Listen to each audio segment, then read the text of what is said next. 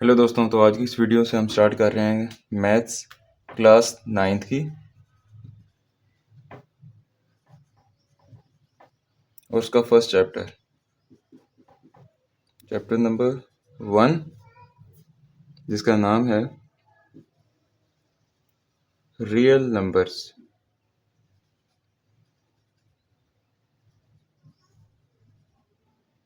ठीक है, तो आज हम क्या करेंगे, इस रियल नंबर चैप्टर 1 की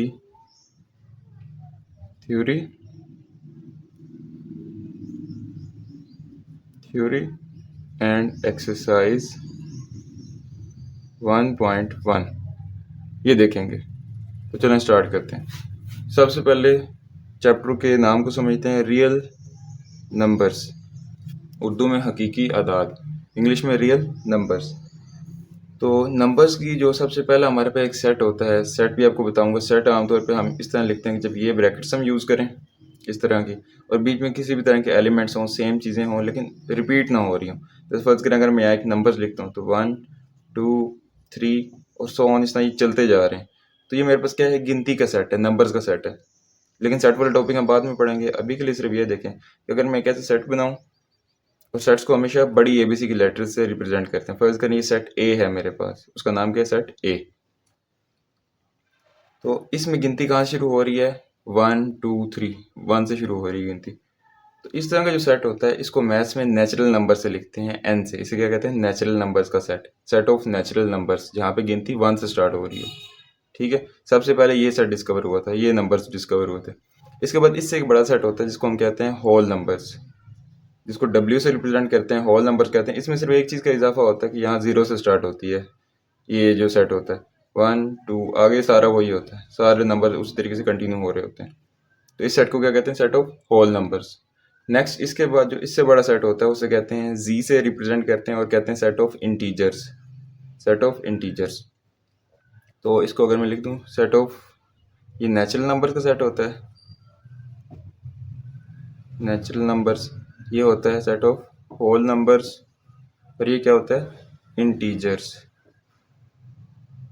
ठीक है, तो इसमें क्या खासियत होती है, इस सेट के अंदर नेचुरल नंबर और होल नंबर के सेट के तमाम एलिमेंट्स तो आते ही आते हैं, मतलब 0 भी आता है, 1 2 3 सो ऑन, ये सारे नंबर्स तो आते ही आते हैं। लेकिन इसमें क्या होता है, जितने पॉजिटिव हैं उतने नेगेटिव भी आते हैं, -1 -2 एंड सो ऑन, सारे, मतलब जितने ही सेट प्लस वाले उतने ही सेट माइनस वाले। तो सेट ऑफ इंटीजर्स के अंदर 0 भी आता है और बाकी प्लस माइनस वाले सारे नंबर्स आते हैं। ठीक है, इसके बाद एक बड़ा सेट आता है। अगर मैं इन सारे नंबर्स को साथ साथ एक और लाइन के बारे में आपको बताता हूँ जिसका नाम होता है रियल लाइन। ये एक लाइन हम बनाते हैं और इसे कहते हैं रियल लाइन। देखें, ये जो रियल लाइन होती है, अभी तक मैं साथ में आपको बताता भी हूँ सेट ऑफ जो हमने अभी तक सेट्स बनाए हैं। तो रियल लाइन जब मैं इस तरह की बनाता हूँ तो यहाँ सेंटर में हम रखते हैं 0 को, इस तरह इधर आता है 1, फिर 2 एंड सो ऑन, चलते जाते हैं और जाते कहाँ तक है, इन्फिनिटी तक। इन्फिनिटी खुद कोई नंबर नहीं होता, ये एक अलामत होती है कि लामहदूद इनफाइनाइट नंबर जा रहे हैं इस तरफ। और सेम इस साइड माइनस इन्फिनिटी, और यहाँ पे -1 -2 एंड सो ऑन चलते जा रहे हैं। ठीक है, तो जो बात मैंने अभी तक की थी, जब हमने नेचुरल नंबर के सेट की बात की, नेचुरल नंबर्स, तो वो यहाँ से शुरू हो रहे हैं, 1 से लेकर इस तरह चलते जा रहे हैं इस साइड पे।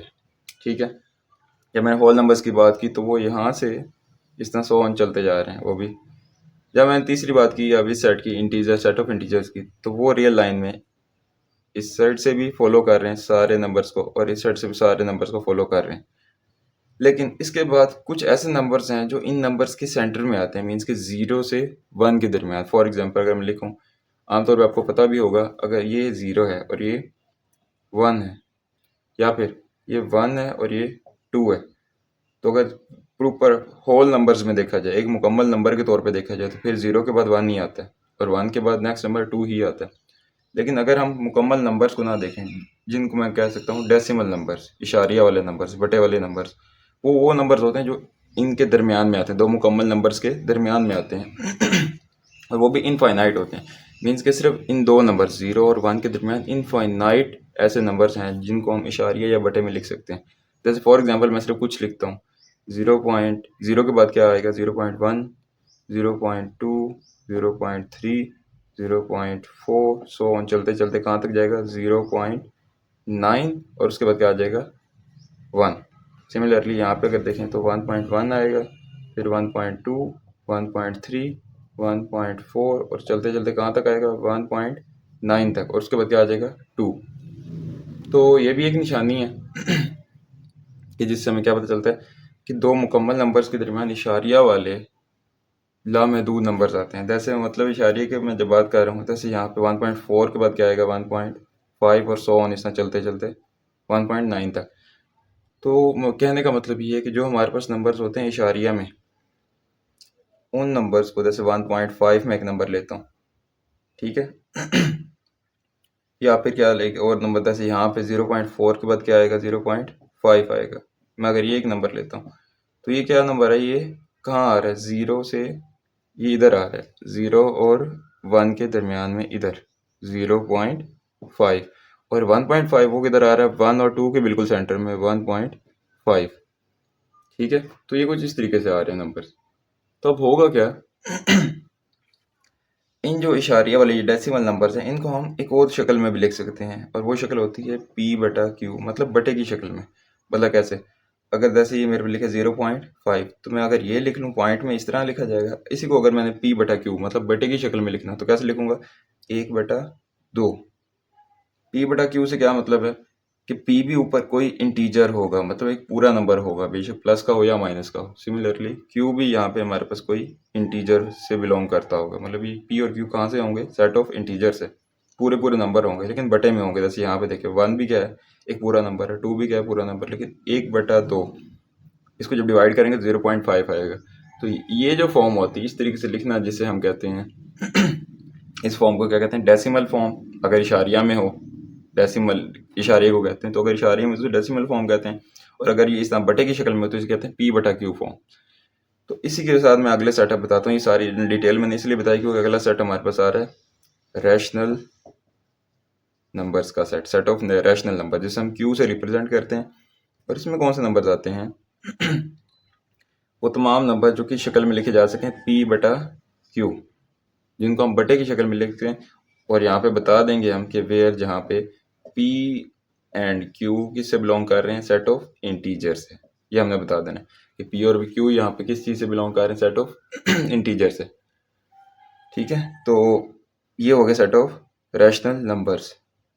तो मतलब क्या होगा कि हम रैशनल नंबर्स को इशारिया में भी लिख सकते हैं और बटे की शक्ल में भी लिख सकते हैं। इसके बिल्कुल ऑपोजिट हैं जिनको कहते हैं इरैशनल नंबर्स। ये जो नंबर्स हैं इनको हम Q प्राइम से लिखते हैं, और ये बिल्कुल इसका ऑपोजिट होते हैं ऊपर वाले का। तो जैसे वो नंबर जिनको हम इस शक्ल में लिख सकें P/Q की शक्ल में, वो क्या होते हैं, रैशनल। तो अगर हम P/Q की शक्ल में ना लिख सकें तो फिर हम क्या कहेंगे, ये क्या हो जाएंगे, इरैशनल। ठीक है, तो ये डेफिनेशन किसकी है, इरैशनल नंबर्स की। तो अभी तक हमने कितने सेट्स देख लिए, कितने नंबर्स के सेट्स देख लिए, set of natural number, whole numbers, integers, set of rational number, और उसके बाद इरैशनल नंबर्स। तो इरैशनल और रैशनल के लिए मैंने आपको ये डिटेल बताई थी कि दो नंबर्स के दरमियान जो लामहदूद नंबर्स होते हैं इशारिया में, जिनको लिखा जा सकता है या बटे की शक्ल में लिखा जा सकता है। हर इशारिया वाले नंबर को बटे में हम लिख सकते हैं, ठीक है, और हर बटे वाले रकम को वापस इशारिया में भी कन्वर्ट कर सकते हैं। तो ये हम आहिस्ता से आगे चल के करेंगे। ये सारी मैं वो डिटेल बता रहा हूँ जो अगर आपको पता होगी तो उसके बाद आप एक्सरसाइज ज़्यादा आसानी से कर सकेंगे और आपको सारी चीज़ों का पता होगा। तो पहली डिटेल तो सारी ये होगी। अब मैं इसी चीज़ को अगर ग्राफिकली लिख के दिखाऊँ तो देखें कैसे होगा, क्योंकि घूम फिर के मैं चैप्टर के नाम पे आऊँगा जहाँ से हमने स्टार्ट किया था कि चैप्टर का नाम को मैं एक्सप्लेन कर रहा था। तो देखें, मैंने सबसे जो पहला सेट बनाया उसको मैंने किससे लिखा, सेट ऑफ n से, नेचुरल नंबर से। इससे बड़ा सेट मैंने क्या बताया, कौन सा है, सेट ऑफ होल नंबर्स। उसके अंदर ही नेचुरल नंबर आ गए।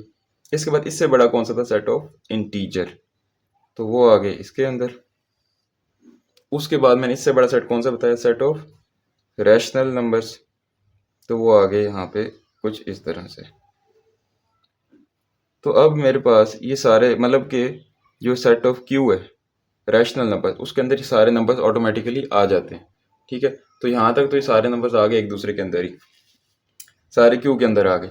लेकिन मैंने क्या बताया कि जो बिल्कुल Q से ऑपोजिट होते हैं नंबर्स, उनको हम क्या कहते हैं, इरैशनल नंबर्स। तो वो मतलब इसके अंदर नहीं होंगे, वो एक अलग सर्कल होगा जिसके अंदर वो सारे उस तरह के नंबर्स होंगे। तो अब नंबर्स की दो कैटेगरी बन गई एक रैशनल नंबर्स और एक इरेशनल नंबर्स, और इनके अंदर ही बाकी सारे नंबर्स आ जाते हैं। और जब मैं इन दोनों को प्लस कर दूं, मतलब कि एक ऐसी ट्रे, एक ऐसा बॉक्स जिसके अंदर मैं ये सारे नंबर्स भी डाल दूं प्लस ये सारे नंबर्स भी डाल दूं, तो फिर जो वो एक बॉक्स होगा जिसके अंदर ये सारा कुछ आ जाएगा, उस सेट को या उस सर्कल को हम क्या कहेंगे, मतलब कि यहाँ तक ये सेट्स पढ़ रहे थे ना, तो वो सेट, इसलिए हम यहाँ पे इसको सिंबल कैसे लिखते हैं, इस तरह। तो वो सेट जिसके अंदर क्या आ जाए, क्यू भी आ जाए प्लस क्यू प्राइम भी आ जाए, उसको हम क्या कहते हैं, सेट ऑफ रियल नंबर्स, जो हमारे चैप्टर का नाम है। इसे क्या कहते हैं, real number, set of real numbers. तो इसको हम इस आर से रिप्रेजेंट करते हैं और यही हमारे चैप्टर का नाम है। तो अब आपको आइडिया हो गया होगा कि हमारे ये जो चैप्टर 1 है रियल नंबर्स, इसमें हम किस तरह के नंबर्स पढ़ेंगे। उसमें जो मेन सबसे बड़ी वैरायटी है वो यही है, जो आपको डेफिनेशन और सारी चीज़ें याद रहनी चाहिए, वो क्या है, रियल रैशनल और इरेशनल का फ़र्क।